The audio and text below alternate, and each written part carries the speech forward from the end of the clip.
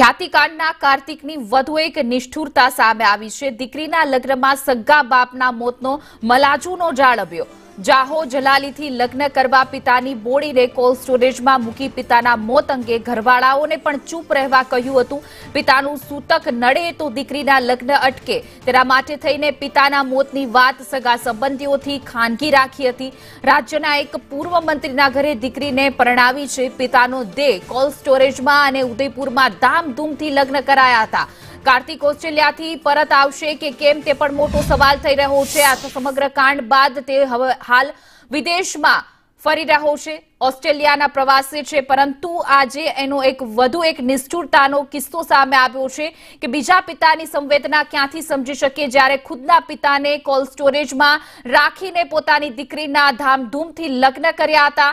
ખ્યાતિકાંડના આ કાર્તિકની વધુ એક નિષ્ઠુરતા સામે આવી છે। દીકરીના લગ્નમાં સગા બાપના મોતનો પણ મલાજો જાળવ્યો નહોતો। જાહો જલાલીથી લગ્ન કરવા માટે પિતાની બોડીને કોલ્ડ સ્ટોરેજમાં મૂકી દીધી હતી। પિતાના મોત અંગે ઘરવાળાઓને પણ ચૂપ રહેવા માટે કહ્યું હતું। પિતાનું સૂતક નડે તો દીકરીના લગ્ન અટકે તેને લઈને પિતાના મોતની વાત સગા સંબંધીઓથી પણ છુપાવી હતી।